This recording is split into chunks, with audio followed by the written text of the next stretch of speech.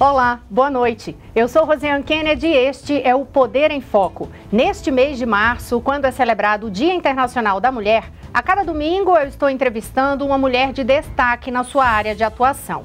E aqui no estúdio comigo hoje está a jornalista convidada para participar desta conversa, que é Gabriela Vinhal, editora e repórter do SBT News.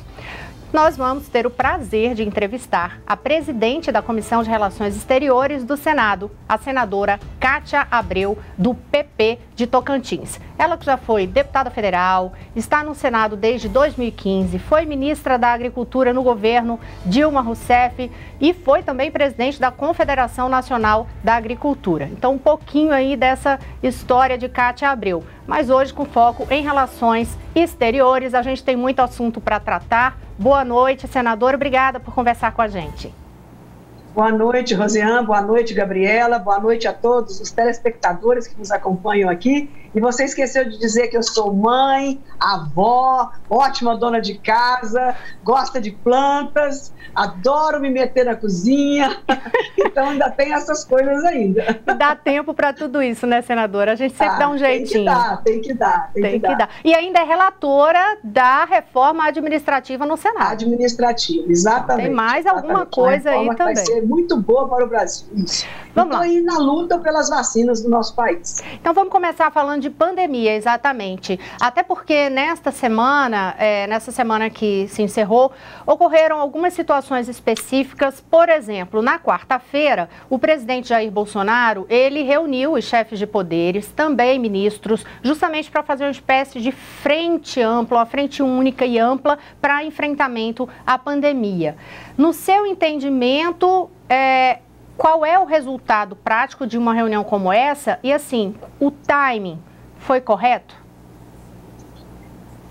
Rosiane, em primeiro lugar, eu gostaria de dividir em algumas partes. Em primeiro lugar, eu acho que o ato em si foi positivo, demonstrou para a população que está apavorada uma certa união entre os poderes. Então, primeiro passo, positivo.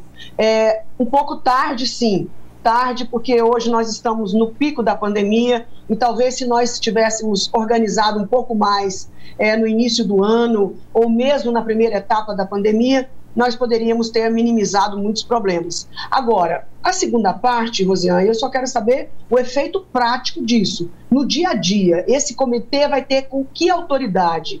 Ele vai ser apenas consultivo ou ele vai ser um comitê de execução? Ele vai ter a capacidade de resolver, decidir e o ministro cumprir? Aí tem uma diferença muito grande, senão apenas fica um comitê de enfeite. E eu acho que essas autoridades que se dispuseram a ir lá atender o chamado do presidente não estão dispostos a apenas serem usados para dizer que está tudo certo, tudo sendo resolvido, e, na verdade, não poderem colocar a mão na massa e ajudar mesmo o ministro da Saúde a resolver os problemas. Bom, senadora, a senhora disse que o timing talvez tenha sido um pouco tarde já, né, para essa frente ampla. E a gente sabe que no Senado tem um pedido de criação de uma CPI para investigar justamente a conduta do governo em relação à pandemia. A senhora acredita que seja prudente começar essa investigação nesse momento de colapso que está no sistema de saúde e no aumento do número de casos do coronavírus? Também, Gabriela, duas coisas, essa pergunta também tem duas partes que eu faço questão de destacar.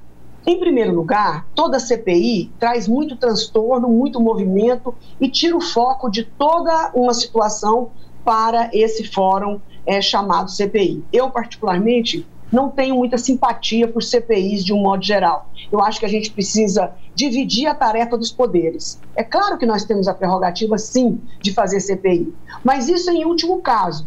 O executivo, o próprio nome já diz, executa. O legislativo, que somos nós, temos que fazer leis. E o judiciário precisa, com toda a estrutura, fazer as investigações, procurar os culpados, absorver os inocentes. Então eu prefiro que tudo isso ande um pouco mais nos poderes. Agora, na ausência de um dos poderes, em qualquer caso, como está acontecendo agora durante a pandemia, de certa forma, o governo, o executivo, porque governo não é só o executivo, governo é executivo, legislativo e judiciário. Então, quando um se ausenta ou quando um deixa um espaço vago, no caso da pandemia, eu tenho que confessar que o executivo tem deixado uma lacuna enorme, tanto na área de saúde como na diplomacia. Então, o Senado Federal, o Congresso Nacional, está tentando ocupar esse espaço que está hoje falho. Então, o primeiro ponto da CPI, para mim, é esse.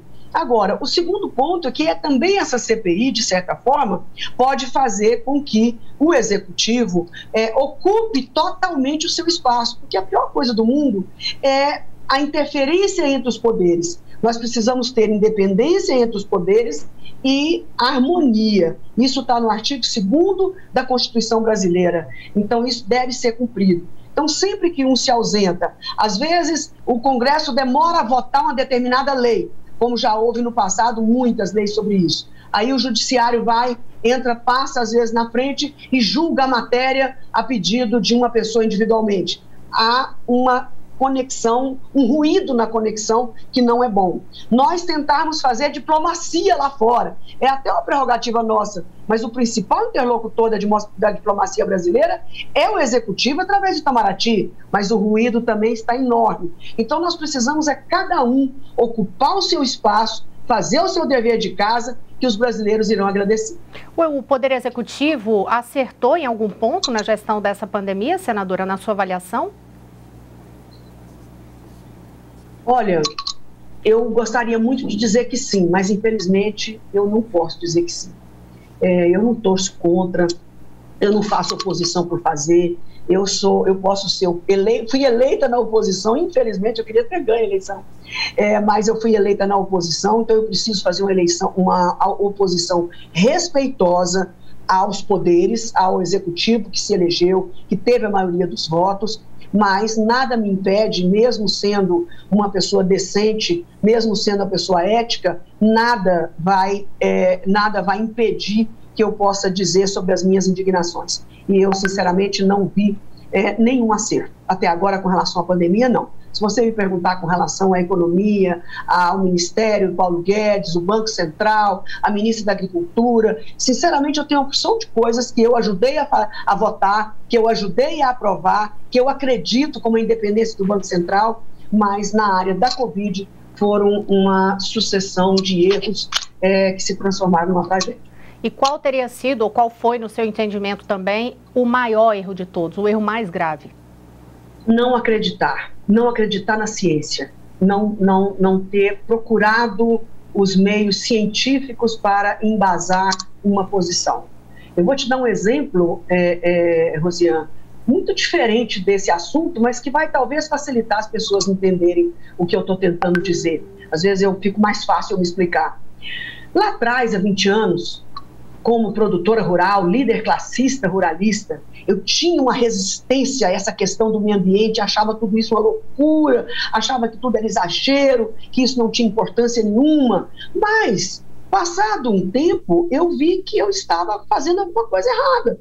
E o que eu fiz? Eu fui procurar os pesquisadores das áreas de meio ambiente e agricultura para que me convencesse o que é fato e o que é fake. Quando aquilo clareou na minha vista, eu virei outra pessoa, porque o conhecimento faz isso em você. O conhecimento te transforma. Então, você não é obrigado a nascer sabendo, mas você é obrigado a estudar e aprender. A não ser que você não queira ocupar cargo nenhum na sua vida, nenhum cargo público e que não tenha que dar satisfações a ninguém.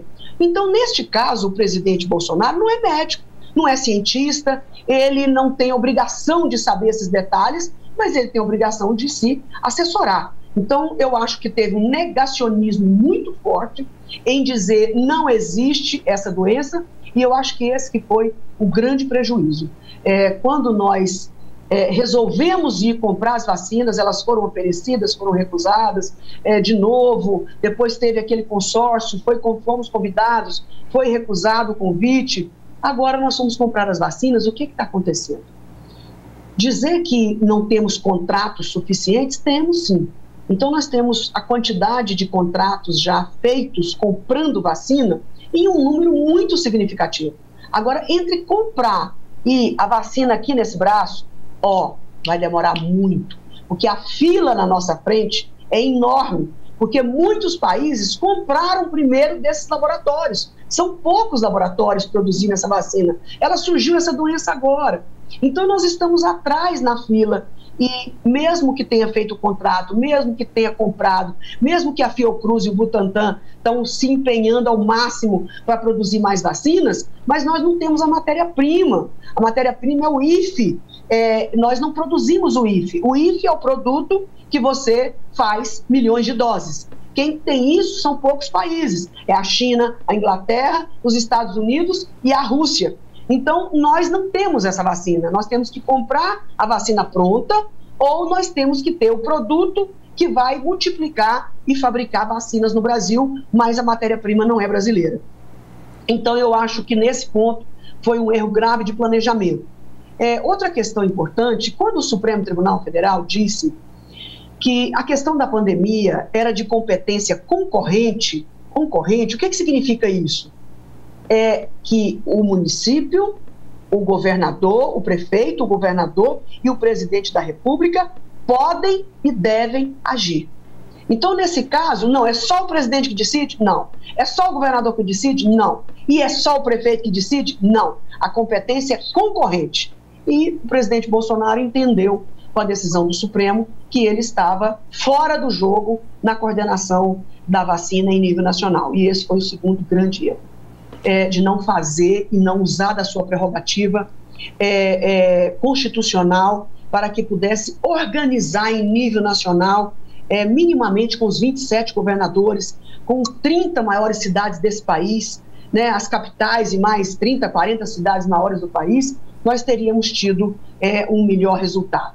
Não é uma coordenação de mando, de autoritarismo, mas de tentar organizar as ideias e as ações em nível nacional junto com esses personagens. Eu acho que esse também foi um erro grave. Bom, senadora, o presidente Jair Bolsonaro trocou o ministro, né? Já é o quarto a ocupar a pasta. Sai Eduardo Pazuello e entra Marcelo Queiroga. O nome dele não foi bem quisto pelo partido da senhora, né? Pelo presidente do partido, Ciro Nogueira. A senhora acredita que ele vai ter competência agora para gerir essa crise? O presidente da República, nós temos que reconhecer que ele tem a prerrogativa de escolher os seus auxiliares. Quando nós falamos assim, são os ministros de Estado, é prerrogativa dele. O meu partido, assim como tantos outros, tinha outras preferências, não porque é amiguinho, não porque é ligado ao partido, nada disso. Nós oferecemos nomes, eu não, mas o meu partido ofereceu nomes e outros partidos de pessoas mais eficientes e reconhecidamente especializados em gestão pública de saúde. Então, esse novo ministro, já que o Bolsonaro não ouviu, não quis ouvir, não tinha obrigação de ouvir o conselho dos parlamentares e ele fez a escolha sozinho, então nós temos agora, definido isso, apoiar o ministro. Nós temos, inclusive, mais do que isso, torcer, rezar para que esse ministro dê conta do recado. Nós não suportaremos uma substituição no meio da crise de mais um ministro. Então, só nos resta torcer e apoiar e torcer para que ele faça tudo diferente do que estava sendo feito até agora. Se ele pretende ou pensa que poderá continuar ministro, fazendo exatamente o que o ex-ministro estava fazendo, ele está totalmente enganado. O Brasil não vai aceitar, a população não vai aceitar, porque para ficar diferente do que estava, só se aumentar as mortes, e nós não vamos aceitar. Nós queremos que diminui as mortes, nós queremos vacinar, nós queremos o uso de máscara, nós queremos o distanciamento, nós queremos a garantia do distanciamento, apoio aos governadores que decidirem por isso. Ele tem que estar junto da população e de todos aqueles que têm constitucionalmente a prerrogativa de liderar. Então, ele precisa reduzir essa mortandade e esse contágio que nós estamos vivendo no país. Ele precisa solucionar a questão dos medicamentos, a questão do oxigênio, a questão dos leitos clínicos, a questão dos leitos de UTI. Precisa de uma coordenação geral muito forte de um grande gestor. Agora, se me perguntar, ele é um grande gestor? Eu, sinceramente, não sei. Vou torcer para que seja. Certo? Mas uma crise dessa precisa de um big gestor. A senhora acredita que a mudança no tom daquele pronunciamento do presidente Jair Bolsonaro na terça-feira vai se refletir também nessa mudança no Ministério da Saúde? Eu espero que sim, em que pese o pronunciamento do presidente tenha sido muito rápido, praticamente, acho que não sei se foi 30, 40 segundos, a única coisa que ele disse que será o ano da vacina, eu espero que seja o ano dos vacinados. Eu não quero o ano da vacina, eu quero o ano da vacina aplicada, eu quero que seja o ano dos brasileiros imunizados. Aí sim eu vou aplaudir o presidente Bolsonaro com toda a humildade e dar toda a mão à palmatória. Ainda vou retomar aqui para ver só se eu encerro aquela questão sobre a CPI. A senhora acha que, independente de um momento ser este ou não, mas a senhora acha que o ex-ministro Pazuello, ele precisa ser investigado? Precisa, ele deverá ser investigado. As coisas que aconteceram no país, especialmente em Manaus, precisa de explicações claras, não só do Pazuello, do governador do estado, do secretário estadual de saúde, enfim, de todos aqueles que eram os responsáveis em evitar aquele massacre em Manaus, onde as pessoas morreram asfixiadas por falta de planejamento, por falta de gestão. Nessa hora não adianta ser médico, você tem que ser gestor para dar conta do recado. Você sabe que a lei é clara no que diz respeito ao crime de responsabilidade, o crime de omissão, o crime de prevaricação. Então, se a lei existe, é para ela ser praticada. Bom, senadora, a senhora chegou a defender as medidas restritivas, né, a questão do lockdown, enquanto não há vacina para todos. Bom, o presidente Jair Bolsonaro, ele já mudou o tom em relação às vacinas, né, tem defendido as vacinas, mas ele ainda é um crítico ao lockdown. A senhora acha que o Congresso ele consegue intervir de alguma maneira para, talvez, ceder aos apelos de algumas entidades em relação a um lockdown nacional? O grande problema do lockdown, eu não conversando com os especialistas, repito, eu sou psicóloga de formação, mas na verdade eu sou mesmo uma mulher do campo, uma mulher da roça, com muito orgulho, mas procuro aprender e sou uma aluna aplicada.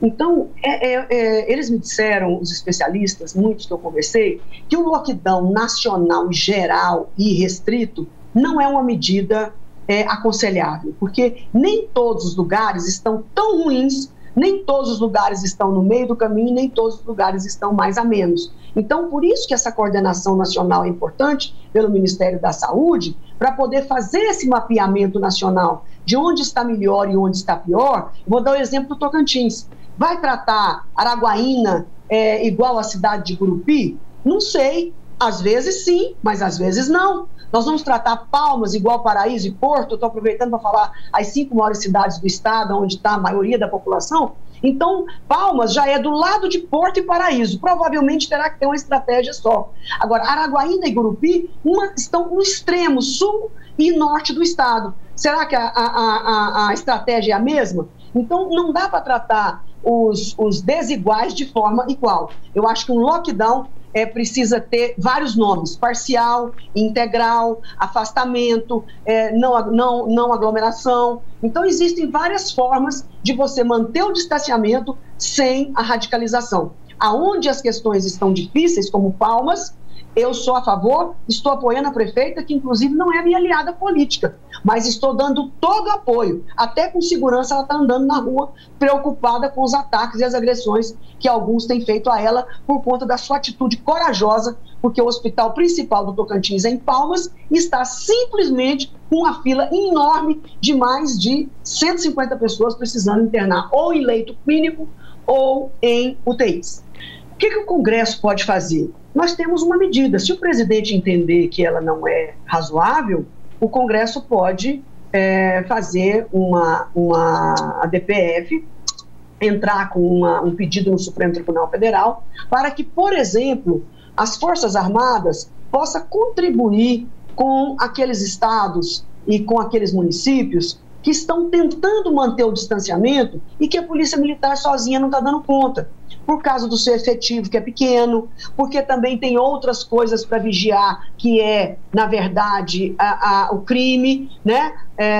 As organizações criminosas, os assaltos, trazer segurança ao Estado e aos municípios, Então a Polícia Militar não sabe se acode o distanciamento, as festas clandestinas, a irresponsabilidade de alguns, né? Ou se vai atrás de bandido. Então o Exército Brasileiro, com toda a sua competência, o seu preparo, a sua dignidade, a confiança que inspira a população, a própria presença dele, não é armado não. Nós precisamos da presença física, que ninguém vai dar tiro em ninguém em festa. Nós queremos apenas que a população, esses desobedientes, que é uma minoria, possa respeitar a determinação da lei. As polícias servem para ajudar o cumprimento de leis, em qualquer situação. Então, se um prefeito, um governador decreta lockdown, é uma lei, é um decreto-lei, ou o presidente da República. Aí nós precisamos que as pessoas obedeçam. Então, a gente está sendo muito cobrado lá fora, Rosiane e Gabriela, eu tenho ligado muito para o mundo todo, assim, tentando aqui, eu da roça, tentando fazer minimamente uma diplomacia, eu tenho amizade no mundo inteiro, conhecimento e relações ao longo dos anos, mas a gente toda hora vê um dedinho no rosto da gente. Mas o pessoal de vocês lá não está usando máscara, não estão usando máscara. Então, nós podemos sim pedir ao Supremo Tribunal Federal que disponibilize as Forças Armadas nas ruas, sem armas, para que possa conter essas manifestações e essas festas, essas aglomerações, do tamanho que seja, o nome que tiver. Esse é um assunto que nós podemos fazer. Agora, o mais poderoso de todos, que o Senado tem na mão, não tem a caneta do Executivo, certo? Para assinar decreto, para tomar soluções de medida provisória, mas nós podemos nos negar a aprovar matérias enquanto as questões não estejam solucionadas. Não tem nada neste país a ser votado no Congresso Nacional, na minha modesta opinião, que possa ser mais importante do que as vacinas, do que a gestão do Ministério da Saúde e a gestão do Itamaraty. Nós temos que, sim, fazer um lockdown no Congresso com relação a votações de matérias que não tem nada a ver com a pandemia, que não tem nada a ver com as vacinas, e concentrar todo o nosso foco no ser humano, nas pessoas, na vida e na saúde do brasileiro. Nada pode ser votado, na minha opinião.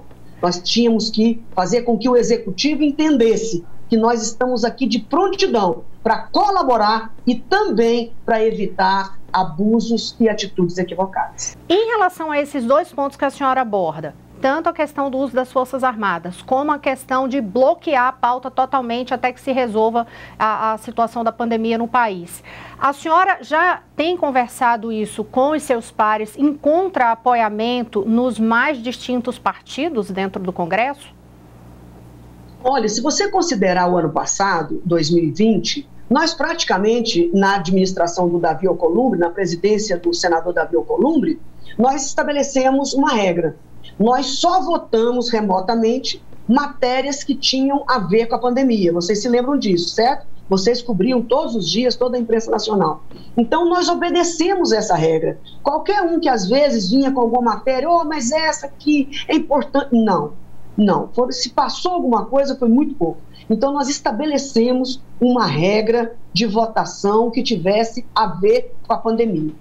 Nesse outro período, até agora, nós estávamos votando qualquer coisa. Quando eu digo qualquer coisa, não é que não seja importante, mas qualquer coisa de outros assuntos, que não da pandemia. Quando nós chegamos a mais de 3 mil mortes em 24 horas e um lockdown nos leitos, e inclusive nos equipamentos de intubação, enfim, nós chegamos num cansaço das nossas equipes médicas, que nós chegamos no teto, nós batemos no teto. Então, qual será o nosso comportamento nesse período? Será que a gente vai poder ter o comportamento do ano passado? Vamos abrir as sessões e votar coisas relacionadas à pandemia. Eu não sei se nós estamos em condições ou com juízo para isso. Ou se a gente não concentra tudo na busca do acerto do Ministério do Planejamento e do Itamaraty, que é o das Relações Exteriores. O que o Itamaraty tem a ver com isso? Tem muito, quase tudo, que é a interlocução com os países, a conversa, o diálogo, a simpatia, o bem-querer, para conseguir as vacinas. Nós precisamos de um lote grande antecipado. Mas o Brasil está querendo ser melhor do que os outros? Furar a fila? Não, absolutamente. Quando a gente está numa fila do SUS, existe inclusive duas filas. A fila da urgência, da emergência e a fila daqueles que podem esperar um pouco mais. O Brasil, hoje, no dia de hoje, nós estamos na lista, na fila da urgência urgentíssima, porque nós estamos com um nível de mortalidade e de contaminação em alta, enquanto os outros países estão em baixa. Nós temos que vacinar a população do mundo inteiro. Mas o Brasil, o que ele representa agora? Primeiro, uma causa humanitária. Ninguém tem condições nesse mundo, os países de respeito, ficar olhando para o Brasil, esperar na fila, observando os brasileiros morrerem esperando pela vacina. Isso é uma questão de solidariedade mútua, isso é uma questão de cooperação. A segunda questão é o seguinte: uma desgraça que o Brasil está vivendo, como nós estamos vivendo hoje, é impossível não afetar o mundo todo. Então hoje nós viramos um covidário, e isso é gravíssimo, porque novas cepas podem ser desenvolvidas nesse covidário e espalhar pelo mundo de novo. O que nós vamos fazer? Então, quando a gente diz que precisamos vacinar rapidamente, 1/3 da população, é para parar de morrer gente, é para esvaziar os hospitais, para as pessoas poderem ser atendidas e para que a gente não passe cepas novas para lá. Senadora, a gente vai continuar falando deste ponto especificamente, mas o Poder em Foco vai fazer um breve intervalo e volta já já.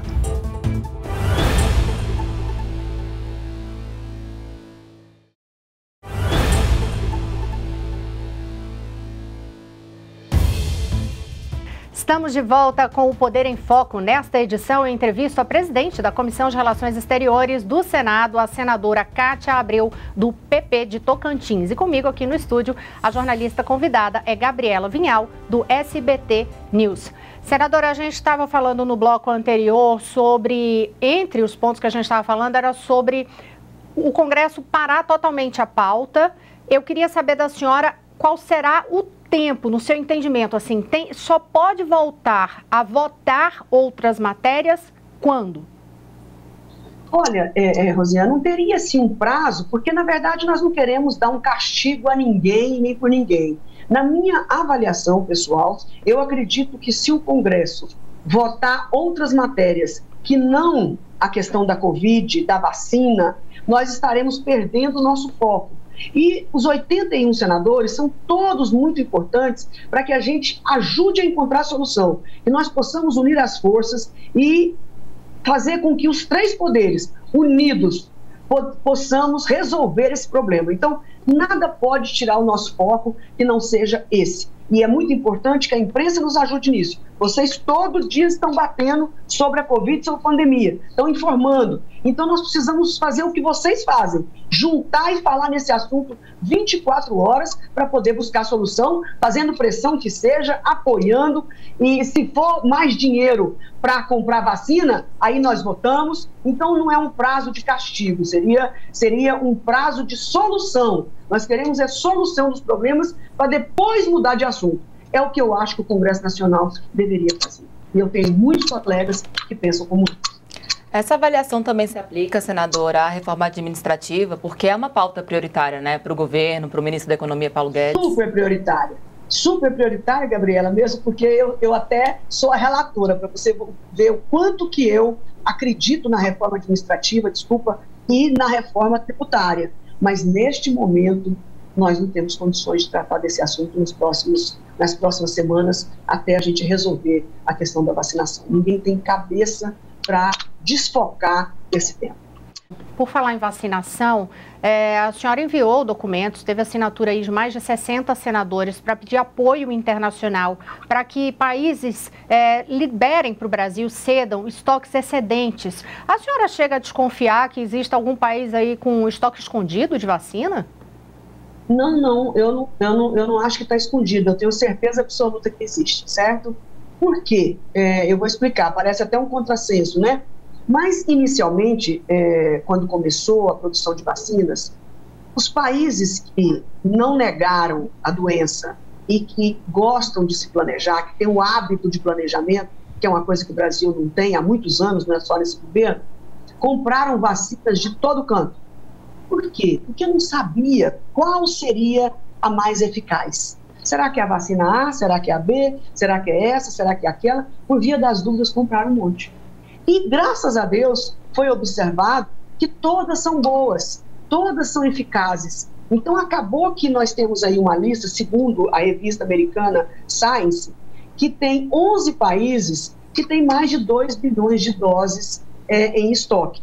Nós já sabemos que a Organização Mundial de Saúde, eu não sei se o número é esse, eu copiei desta revista essa informação, acredito que seja verdadeira. Então, a Organização Mundial de Saúde, nós temos conhecimento que ela também está administrando uma parte desse estoque desses países e fez aquele consórcio que o Brasil demorou, inclusive, a entrar. Foi convidado ano passado, desistiu, saiu na Folha de São Paulo um calendário, inclusive, sobre essas recusas. Foi convidado 3 vezes para o consórcio e recusou. Agora, finalmente, aceitou e tem 42 milhões de doses para o Brasil desse consórcio, que já chegou 1 milhão de doses domingo passado e deverá chegar até o final do mês mais 1.900.000. Se nós tivéssemos, talvez, aderido a esse consórcio mais tempo, nós já poderíamos ter recebido mais vacinas. Então, também atrasamos nisso. Então, o que nos resta agora? Clamar aos Estados Unidos, ao Reino Unido e à China por vacinas. Não dispensamos a Sputnik da Rússia, não dispensamos a Biovac, se não me engano, da Índia. Nós queremos vacina. Mas por que eu cito os Estados Unidos, a China e a União Europeia? São os 3 maiores parceiros comerciais do Brasil. São os países e o continente que tem mais cooperação com o Brasil. O Brasil nunca faltou aos Estados Unidos ou à Europa quando foi convocado. Nós não somos uma ilha no meio do Oceano Atlântico apenas para alguém passar de vez em quando a passeio. Nós estamos falando do Brasil. Humildemente, mas com altivez, eu conclamo esses países que não nos deixem sós. Não faça com que a Covid seja muito mais sofrimento do que o necessário.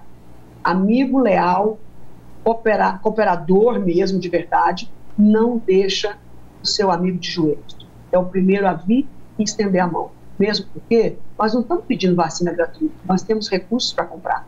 Nós queremos o adiantamento dessas doses para conter o que está acontecendo no Brasil, que é de conhecimento internacional, e que esses países não nos nivelem por baixo por uma circunstância atual, porque o Brasil não era assim e não vai continuar sendo sempre assim.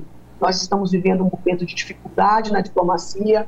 A diplomacia brigou com a China, brigou com os americanos, brigou com o presidente da OMS, mas isso não é o Brasil. Isso é um momento e uma pequena parte do Brasil. Mas nós queremos ser nivelados por cima. O Brasil é maior do que isso tudo. É um grande país. Eles precisam estar atentos, porque quem ficar do lado do Brasil hoje, nós saberemos reconhecer. A gente vai fazer mais um breve intervalo aqui no Poder em Foco, mas voltamos já já.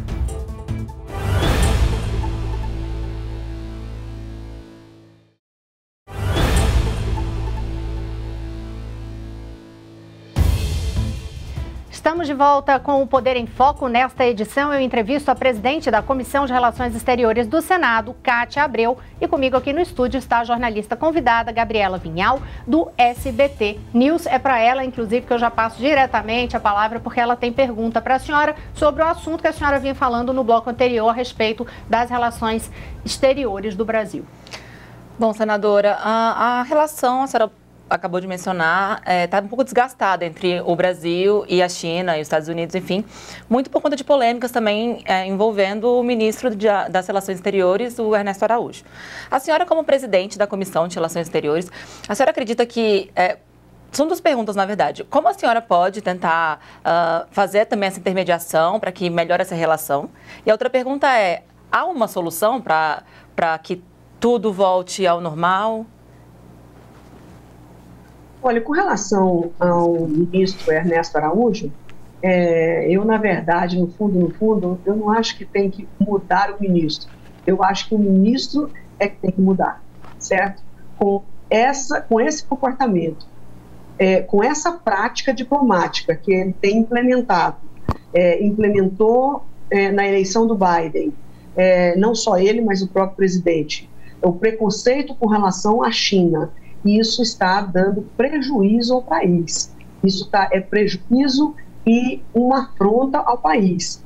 O país sempre se manteve em relações excepcionais com os países e, nesse momento, nós estamos pagando um preço alto por uma má diplomacia, por um comportamento inadequado. Ninguém ainda imaginava que íamos ter uma Covid em 2019, quando iniciaram esses ataques, e depois ficamos aí a suplicar vacinas dos países, exatamente aqueles que nós brigamos e que nós atacamos gratuitamente. Nós não, a chancelaria e o próprio presidente da República. Então, eu creio que se o ministro Ernesto Araújo não mudar a sua performance com relação a esses países, comigo não importa. Eu digo nessa relação com esses países. Eu acho muito difícil ele voltar a ter uma interlocução com os mesmos. Mas a senhora acha que houve alguma retaliação desses países neste momento com o Brasil, por exemplo, nesse enfrentamento da pandemia? Eu não acho que teve um boicote, vamos dizer assim, que faltou talvez boa vontade, porque numa hora de uma disputa dessa, aonde está disputando vacina, assim, quase que às vias de fato, quando você sofreu ataques, animosidades, foi hostilizado, sofreu preconceito, eu como psicóloga de formação, não acredito que os seres humanos não tenham sangue nas veias. Claro que isso não vai trazer um grande estrago no geral da parceria China-Brasil, da parceria Brasil-Estados Unidos. Isso não seria capaz de trazer um grande transtorno internacional. Mas no momento que nós mais estamos precisando, esse é o momento grave do Brasil. Não é amanhã. Amanhã para nós não importa. Nós queremos hoje resolver o problema da vacina. E repito, nós não acreditamos que os Estados Unidos e a China, que a gente sabe que o problema não é deles, mas eles têm a solução do problema, que é a vacina. Recentemente vamos deixar na mão. Recentemente eu estava lá no Itamaraty e numas conversas que eu tive lá, uma das informações era que exatamente o ministro estava chamando a senhora para um almoço para poder fazer esse estreitamento nessas pautas. Esse almoço ocorreu? A senhora pode contar para a gente qual foi a pauta desse encontro? Olha, sim, porque eu sou uma pessoa pública e não tenho que fazer nenhuma conversa particular escondida num almoço oficial. Ele me convidou e eu aceitei prontamente, não me fiz de rogada, mesmo porque a minha relação com ele como presidente da CRE é importante, como senadora também, e ele me recebeu com muita cordialidade, com todo o seu staff, mais ou menos 12 diplomatas, 12 embaixadores, e seus secretários, todos me receberam muito bem. A nossa conversa durou bastante tempo e uma conversa amena, mas muito firme da minha parte. Eu disse para ele 2 pontos fundamentais. Primeiro, que a Comissão de Relações Exteriores não ia permitir uma inadequação com relação aos chineses no que diz respeito ao 5G. É um preconceito que não deve existir e que poderia trazer muitas perdas para o Brasil. E a segunda coisa era a questão ambiental, que está nos atrapalhando muito, por exemplo, a fechar acordos internacionais como o Mercosul e a União Europeia. Mas ele não é o ministro do Meio Ambiente, mas ele verbaliza coisas que são inadequadas e atrapalha a nossa interlocução. Hoje a questão ambiental, eu gostando ou não, é uma bandeira universal, é uma bandeira da humanidade. E a gente não vai mudar a cabeça das pessoas que querem comprar comida. Se eu sou um trabalhador francês, se eu sou um trabalhador alemão, trabalhei, ganhei meu dinheiro com o suor do meu rosto, eu compro comida do jeito que eu quero. Eu quero comer a comida de lugar que não desmata, é um direito meu. Agora, nós brasileiros, ou temos que atender a isso, ou virar as costas e buscar outro mercado. E, sinceramente, nós não estamos podendo. Então, eu penso que o nosso encontro foi bom e ele disse prontamente, não me contestou em nenhuma das duas questões. Tanto com relação ao preconceito da China, o 5G, e muito menos com relação à questão ambiental. E que nós trabalharíamos juntos. Mas, senadora, ele chegou a sinalizar que mudaria esse comportamento? Ele não fez uma promessa, e nem eu esperava uma promessa. mesmo porque eu não fui lá cobrar a promessa, eu fui lá fazer a minha promessa. Eu fui lá colocar a posição da Comissão de Relações Exteriores do Senado e deixei um recado muito claro, transparente, sereno, e nós gostaríamos muito de trabalhar junto com o governo, juntos com Itamaraty, na busca de mercados para o Brasil. Mas se não fosse possível, se eles não quisessem caminhar junto conosco, que o Congresso Nacional também sabe buscar os seus caminhos e trabalhar. Senadora, a gente vai mudar agora de assunto, mas só para dar o gostinho do tema, porque a gente já está com um minutinho só para terminar esse bloco e a gente fala agora de política. Vou inicialmente perguntar uma coisa que a senhora fez menção lá no começo, né? O fato de estar na oposição. E a minha pergunta é, a senhora se sente de alguma forma desconfortável hoje por integrar um partido que está na base do governo Bolsonaro e que inclusive teve o apoio do presidente da República na eleição do presidente da Câmara dos Deputados? Não, absolutamente, porque o meu partido é um partido muito respeitoso, nunca me obrigou e nunca me pediu coisas que eu não pudesse fazer, porque o nosso presidente Ciro Nogueira, o presidente do Progressista, ele me conhece. Quando eu fiquei no partido eu já tinha uma história, ele conhece as minhas convicções e em qualquer partido que eu estiver, eu serei sempre a mesma Cátia Abreu. Voto no que acredito e combato o que eu não acredito.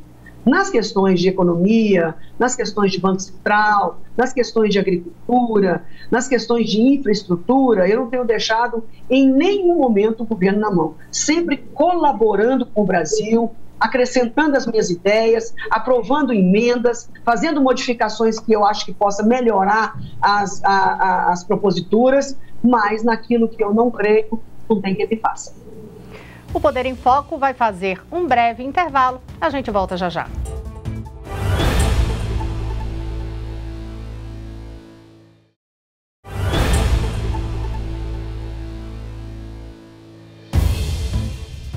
Estamos de volta com o Poder em Foco. Nesta edição, eu entrevisto a senadora Cátia Abreu, do PP de Tocantins, presidente da Comissão de Relações Exteriores do Senado Federal. E aqui no estúdio comigo está a jornalista convidada Gabriela Vinhal, que começa já perguntando nesse bloco. Eu sei que ela quer falar de política, o nosso bloco é bem curtinho, mas vamos lá, Gabi, vai dar tempo.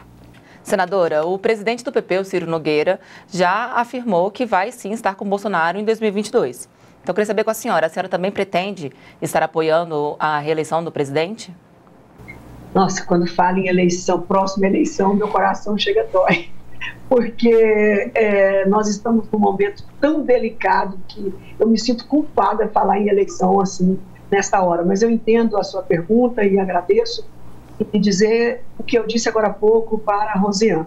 Eu acho que está muito longe as eleições, nós teremos tempo para avaliar as performances dos candidatos e do próprio presidente candidato, para depois decidirmos lá na frente. Para mim, a questão básica em Bolsonaro, para que eu possa votar ou não nele, uma condição sine qua non é se ele conseguir conter a mortalidade por conta da Covid, se ele conseguir resolver o problema da saúde, se ele conseguir vacinar as pessoas em tempo que elas possam se salvar.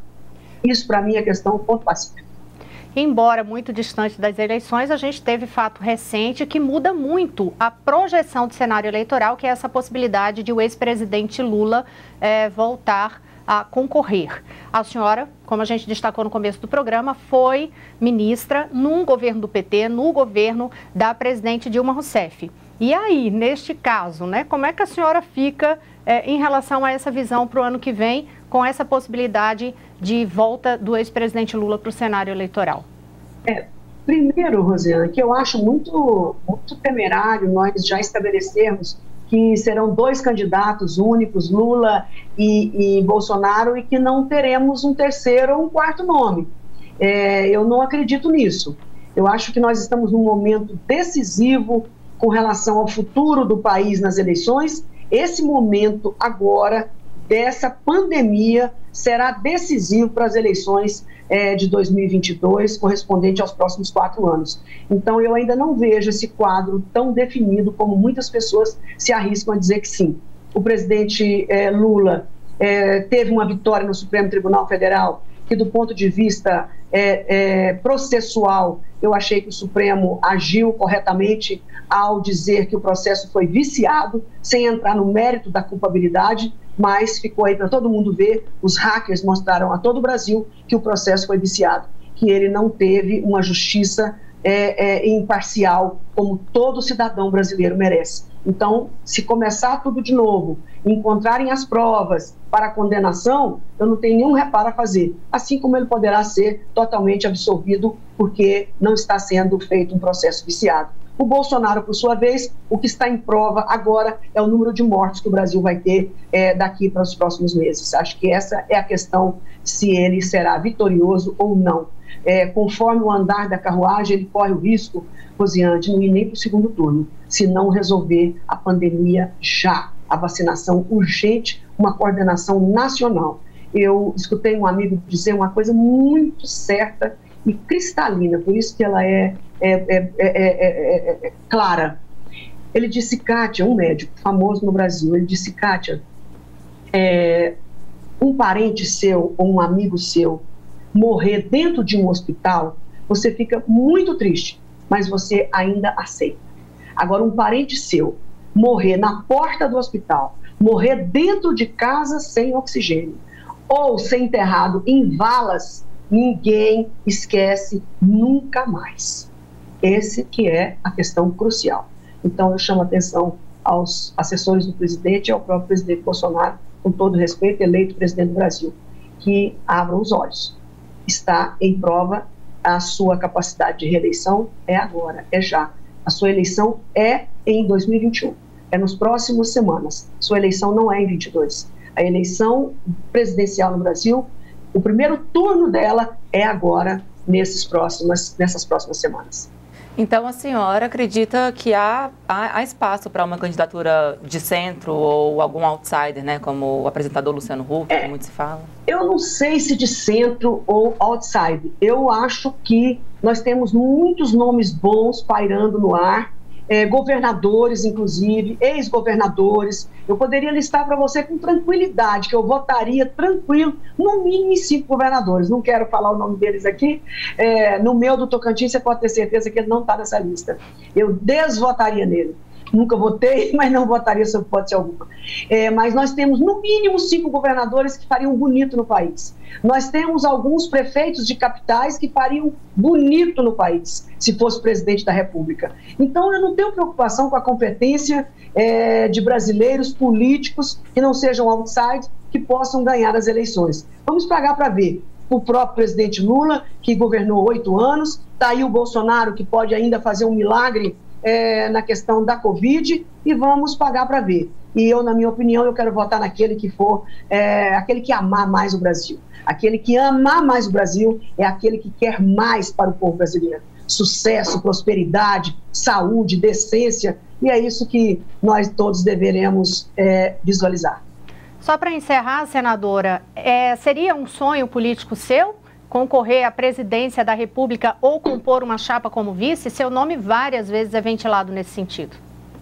Na verdade, Rosiane, eu respondo assim com muita tranquilidade. Essa questão de presidência da República é destino. Cada dia que passa eu tenho mais certeza disso. Então, é muito difícil pleitear. Eu sou de um estado do Tocantins, um estado maravilhoso, um dos mais jovens da nação, mas um estado pequeno, com 1,5 milhão de eleitores. Claro que isso não quer dizer nada, que Collor também foi presidente da República de um estado muito pequeno como Alagoas, mas é destino. Isso claro que a gente tem que ir para a luta, é um sonho de todos os políticos. Não tem nenhum senador da República que não gostaria de ser presidente da República. Acho que não existe nenhum deputado federal que não teria vontade e desejo. Claro que eu não sou diferente de nenhum deles, mas isso é destino. O destino é que vai resolver a próxima eleição. Senadora Kátia Abreu, presidente da Comissão de Relações Exteriores do Senado, relatora da reforma administrativa no Senado Federal. Muito obrigada por conceder esta entrevista ao Poder em Foco. Gabriela Vinhal, editora e repórter, inclusive setorista no Congresso Nacional no SBT News. Muito obrigada também. E claro, eu agradeço a você, telespectador, que nos acompanhou até aqui. Aproveito para lembrar que você pode assistir a todos os episódios do Poder em Foco no canal do SBT Jornalismo no YouTube e também conferir os destaques desta entrevista no portal sbtnews.com.br. No próximo domingo, eu espero vocês aqui. Uma boa semana a todos e estaremos aqui, como você sabe, sempre conversando com personalidades do ambiente do poder. Até lá!